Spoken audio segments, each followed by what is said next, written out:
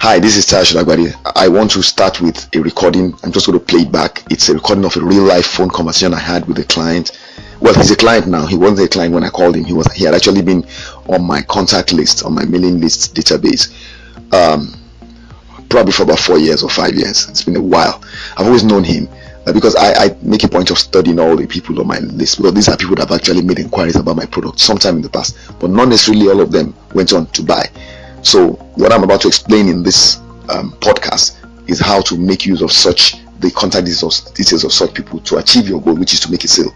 So this person had not bought from me before, but because of something I do, which you will hear me say in the recording, I called him at this point. Today is the 28th of November 2021. So I called him 2 days ago, right? And on that same day, within 24 hours of that interaction, I got him to send him an advance payment just to kind of get his foot in the door for an offer I made to him. This is somebody that had been on my mailing list for over 4 years, but never ever made a purchase, even though he had called me to make inquiries about something. But his circumstances had changed and he had kind of gone quiet, and I'd reached out to him and he had said, no, I'm no longer doing that. This is something else I'm doing right now. What you offer is not what was my priority.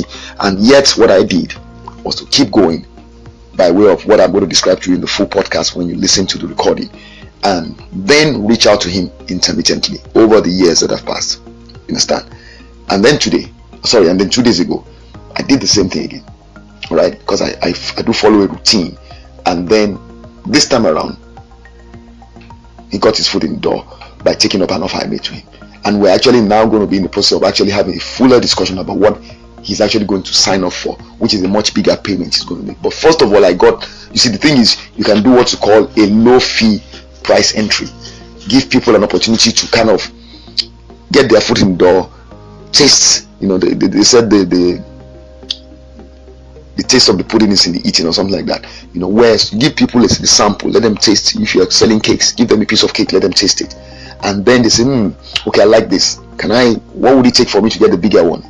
And so then you begin, because there's a basis now for discussion. There's a foundation of trust has been built. That is what you are about to listen to. You listen to me as I do what I tell people to do. So I prove that I practice what I preach. I do have so many examples, but I feel that this one that happened so recently is perfect to illustrate what I mean, because it's a technique that never fails. However, you need to do the work ahead of time in order to be able to reap the kind of rewards you're about to hear me reap. So this is going to be deliberately and analytical in the way I've approached it. Now, I've cut the recording into various clips to show my intent. So you see that my entire conversation with this gentleman was with deliberate purpose, and my outcome that I desired to achieve was to enable me get the gentleman to move from being my sales funnel at the last stage, where he was trying to take action, right, to actually taking the action to send me money. So the first thing I did was to kind of touch base with him and let him recall how we had met, how I got his details. That built instantly kind of whatever resistance or defenses he had put off went down. But luckily, he recalled me very, very well readily. So because he had spoken with me considerably over the years, then I asked him, so what are you doing now? So the first set of questions I asked, which is what you're going to listen to now, was when I was asking him, so what are you doing now? And he really, naturally, when you give people the opportunity to talk about themselves, as you can imagine, it's the best thing to do to anybody. If you want to let people like you, let them tell you about themselves. What are they doing? Show interest in what they're doing. And I have genuine interest because this is my passion. All right, I'm a performance improvement specialist. I love bringing my skills to bear in helping people achieve their goals. There are things that I'm gifted at that enable me to be useful to other people, and I love being rewarded for doing that. So that's why I'm always very interested. Every story that I hear from each person is something that adds to me, gives me excitement, gives me fulfillment. So it's with great pleasure that I listen to people when they tell me about what their plans are, and I begin to think, as they are talking, I'm thinking, okay, what can I do here to help? So I'm not just trying to manipulate anybody to get money out of it. I'm actually looking for ways I can add value, and if I find that I cannot add value, I'll be thinking, who else can I introduce this person to that can help him add value? And many of my clients will confirm that I've linked them up with others in my network to do that. So you listen to this first clip. This is where I'm getting him to tell me where he's at now with his plans and all of that based on our previous discussions. Okay, so he's telling me, bringing me up to speed on what he's been doing over the years and where he's at at the moment. So that's the first discussion you're going to listen to now. Then I do an intro to the next clip as well. Hello. All right. This is Solagbade. There was a time I think we spoke. Can you speak for about 3 minutes? Yeah, I can speak for 3 minutes. Okay. So I know there was a time, long time ago, that you contacted me concerning something regarding farm business. Are you still trying to do anything in farm business? Yes. What are you doing now? I'm planting cassava and trees and the plantains. Okay, so you are very soon I want to start I think by the grace of God next year, maybe around January, I want to start processing. Processing of the cassava to garri processing. Lovely. I'm doing that for the machine. Okay, did you mention banana? No, plantain. Okay, plantain, right? I'm planting to banana. What size of land are you talking about? What's the size of your land? Maybe almost 50 acres. Oh wow, that's not bad. Okay, so your plan is to do the plantation like that, small level like that. It's good.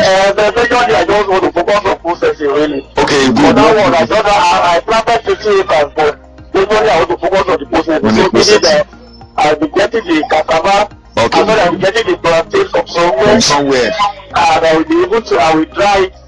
Okay. Then I will sell it to the consumers.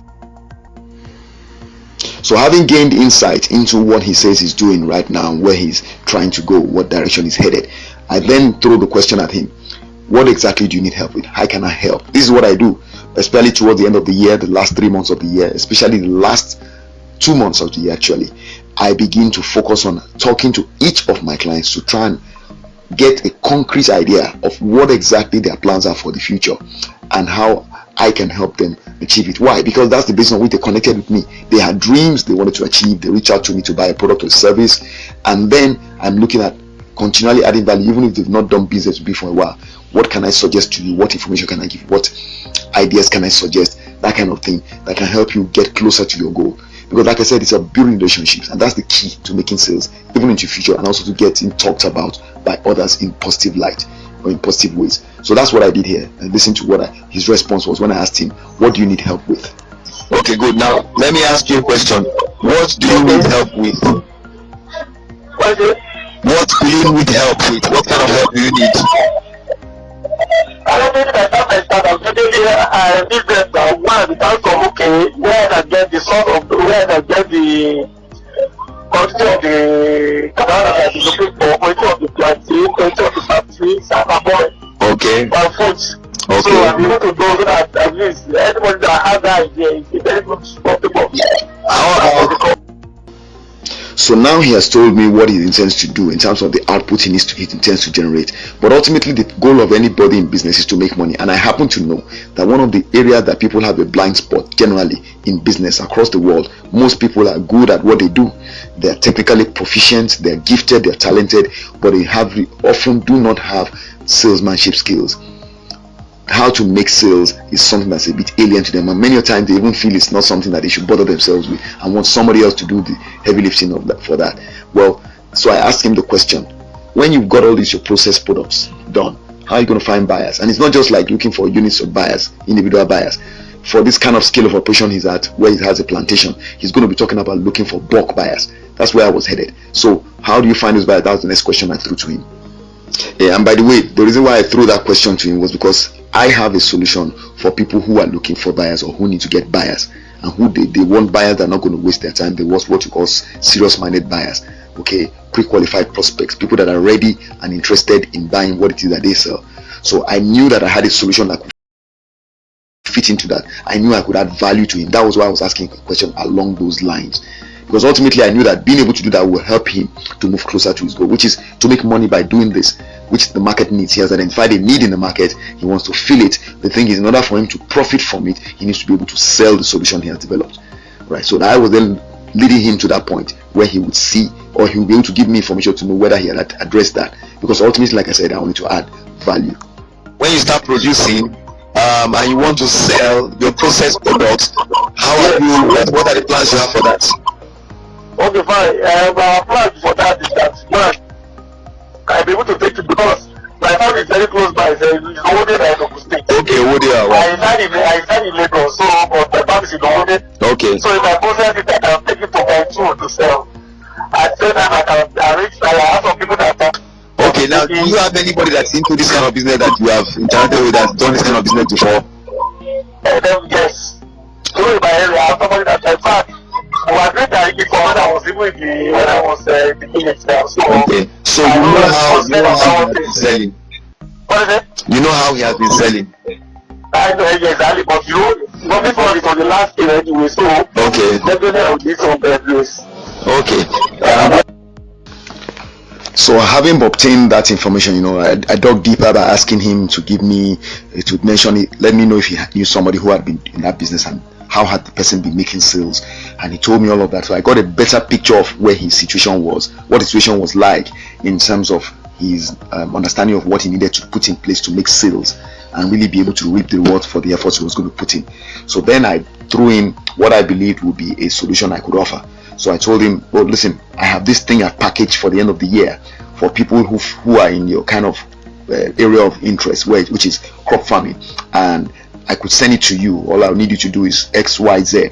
Okay, this is where you lead a person up to the point where you want him to be. And like I said, because your intent is actually positive, you are not trying to defraud somebody or to cheat or steal from somebody. You actually do have intention of adding value to the person. So your entire purpose for having that discussion was to lead to a point where you clearly identified that the person needed a solution you could offer. So having done that in the conversation, the sales conversation we just had, I then made my pitch wherein I said, okay, this is something I can do for you that can help you to achieve this goal you say you have, okay, enable you to save money and make more money in the process, that kind of thing. So all you need to do is X, Y, Z, then I then spell it out for him. All right. And something interesting happens after that. After I tell him that. What is going to happen is I'm going to send you. There's something I'm trying to do for those of you especially that are into this kind of cash crop farming and all that. I'm going to send you a message later tonight. I'm actually not at home now. When I get home, I'll send you a message. Are you on WhatsApp with this number? I'm on WhatsApp with this number, but I have issues because my phone has issues. Okay. I use my blind. I'm not logged into my WhatsApp. Do you check you have what?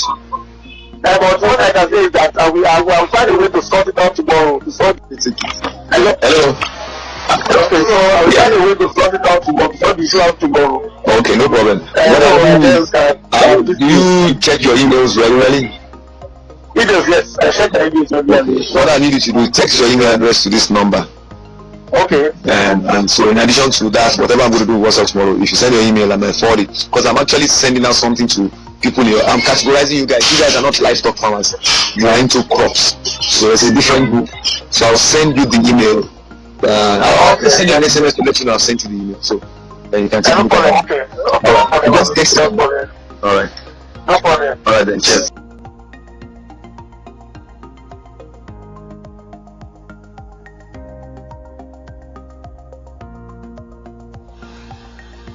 Now, just at the point when I'm thinking, okay, we're done, I've told him what I need to tell him, and it's just for him to read through the message I'm going to send to him and all of that. So I'm about to end the call. He quickly interjects and says, oh, there's one more thing he'd like to bring up. And it was so, and I said, yeah, what's the issue? Then this is the beauty of doing these follow-ups. No matter how many years you wait on, you keep doing it for. Very often, if the person came to you by themselves, or by him or herself, the truth of the matter is that unless very rarely will you find that you were wrong, because it may just be a matter of timing. Maybe the person's priorities may change, the person's circumstances may change, but the desire that drove the person to contact you based on the kind of web marketing you did, what is called response generating marketing, will often make it clear that what they contacted you about is very close to, or actually their hot button. In other words, they're just waiting for the right time and they will actually reach out to you. So if you stay visible and you continue to appear on their radar as a person that can provide potentially a solution that works, they will come back to you before they will consider any other person. And that's why, look at it this way, he didn't pick up his phone and call me that morning. I was the one that made the call, but in the process he brought up something he had been nursing in his mind and said, look, I'm still interested in XYZ that I talked to you about some time back, even though what you're discussing with me about is the new thing I'm doing. The other thing I discussed with you, I am still very much interested in it. Look at that. So suddenly I ended up killing two birds with one stone with this, because ultimately what happened is the package I was going to send to him initially, which I had said in the previous exchange, the clip before this one, I then had to add to it to cater for the thing which I had originally asked about, which he now said he was still interested in. So even though he had moved from livestock farming, which was poultry farming that he called me about originally, into crop farming, he then pulled me back and said, no, I'm still interested in the poultry farming as well. So I still want the software. Indeed, I'm going to even go to other kinds of livestock farming. It's just not immediately, but I would like to get you to know, I would like to get back on board with you with that. Look at the way things work out. All because I took the pains to make a phone call that didn't even cost me up to 50 naira. Think about it. This is the reason why a mailing list database is the best. Because remember, this was a person that contacted me years ago. It cost me nothing to reach out to him again. Alright. And I didn't have to work on building trust, because already this guy had been receiving my stuff, my newsletter, my publications, my updates for years. So he knew who I was, he was comfortable with me, he knew I could help him. He had been reading the stories of other people I've been sharing. So naturally, my calling him was something like he welcomed it with open hands. And this is the beauty of web marketing with purpose. If you do it right, you can't go wrong. Alright, so that's it. Listen to it. Sorry, one more thing, sorry. Sorry? Hello? Yes. Sorry, one more thing, because when I discussed with you then, Okay. we were talking about poultry. Yes. And, so that was even able poultry. I remember you. Exactly. So actually, it's still something that is in the pipeline I wanted to do. Okay. But what we are planning to do is in our farm. Okay. We want to have a situation where we have at the moment now another for milk dryer. Okay. Another for milk dryer, because this year I have almost about close to maybe 10 trucks. Okay. Wow. So that's why we keep up. Lovely. So we want to be drying those banana corn. Yeah. Then when we dry the corn, when we make corn available. Yeah. Because I discovered that all those animals, corn is almost 50% of their food. Yes. Yes. So the plan is that by the time we start doing that, we'll be able to look for local farmers around that area. Okay. One of us to get the cost from them maybe a cheaper rate. Yes. Then dry it. Okay. Then from there we sell parts. Okay. From there we'll be able to use the remaining parts for our habitat. Oh, yes, exactly. And so we are planning to put poultry there. We are planning to put piggery there. Lovely. So and then we also discuss something like rabbit there that we suggested. Lovely. Okay, that means that what I will do then is when I'm sending to you, I will also include that option so that you guys can look at it and consider it. And so that's why I'm telling you that, okay, because I remember then that yes, we talked about we it. have created one there is there. Yes, with the population. Of course. So because I'm also discussing with all those people that are taking the university course. Okay. That we are planning to bring feed big there. Yes. So these are the stories that we have. We just have to start from that blank of class. Of course. But we are still putting poultry, fishery, rabbit, and all those. I think it means that you guys can as well. Don't worry, when I get home, I will do it and I will send it. Then I will actually discuss with you again about it. So that you guys can, there's something I'm packaging for that, and it's about the next 2-3 days that I was going to launch it into the weekend. So I will let you have it between now and tomorrow, tonight and tomorrow, then we'll talk again. It's okay, that's fine. Alright, cheers. Alright, yeah. Alright, and here's the final clip you're going to listen to in a few seconds, in which I called him back the next morning. What happened was the night before, I had my way home. He was supposed to have actually sending the payment that night as I was headed home. So I saw that around 9 p.m. I was approaching the house and I hadn't still seen the alert for his payment. So I just called him up and he told me at that time that he was having some problems with connectivity. Given his location and all that, I could understand. So we agreed that we would let him just wait until morning. He told me that from 9 a.m. or so he would be able to get to a cafe and just do the necessary transfer from there and then print out the offer I'd sent to him and then read through it so that we could discuss it later on. So the next morning I called him. That's what you're going to listen to now. and we just had a short discussion. I don't think it lasted more than, I think, 2 minutes or so. So basically he just confirmed that he has sent the payment, and then we agreed that we'll talk later, and that was it. And so suddenly I have a new client lined up, and he's not the first, he's not the only one. Over this last 2 days alone, I've signed up 2 others. It's been interesting, and these are people who have been on my mailing list all the while. So the mailing list database is probably your most reliable source of repeat business. Yeah, what am I saying? It is the most reliable source of repeat business, because you can literally just go down the list of people with your knowledge of them obtained since the time they came in touch with you. If you are truly a person that has a passion for what you do, you will have knowledge of each individual. You will recognize them separately. You will understand what their expressed interests are. You will recall what they told you were their preferences, and that will be a basis for which to reach out to them based on whatever it is you are trying to do at that point in time. Maybe you have a promo, you have a new service, you have a new solution. You'll be able to reach out to them individually and make offers to them that will translate to sales within a matter of minutes. I've done this again and again and again over the years, and I just do not understand why people just fail to get it, that they can do this. But no problem. Now, following this, you're going to listen to the presentation proper, in which I talk about mailing list database mining, and hopefully you find it useful. There's going to be another a follow-up to this video right after this video, that's going to showcase a particular sale I made to using the same technique to somebody who was also an old client who had already bought my poultry farm manager, and then he took up a promo offer I did of my church records manager. Very interesting interaction. That one contains the screenshots from SMS conversations and the email I sent to him. I just think it's something that will be worthwhile sharing, because the way it happened, you could see the rapport between myself and this other client. But that will be in the next clip, next video after this one. Right? If you have any questions or you need help making use of the ideas I shared there, please contact me using the details on your screen. Cheers.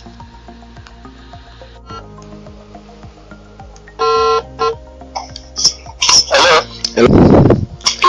Hello. How was your night? It was fine, thank you. All right. Yeah, it was okay. In fact, let me be honest, I've actually not slept much. I've been working all night, so yes, I had some websites. I have to, you don't? Okay, I guess you only know one side of me. I do a lot of online work for people, for web marketing and all that. So I have to work overnight because the internet is very fast, or let's say just better anyway, not very fast, better at night than during the day many times for videos. All right. So how are you getting on now? Oh no, my brother, as I tell you, I've not done it. Okay, so you sent it now. You are going to take time and then review the rest of the offer, right? Very good, very good. So then you just do that. Exactly. So you read it. Just print it out and read it. Then I'll talk to you later. I'll call you later and talk to you. All right. Cheers.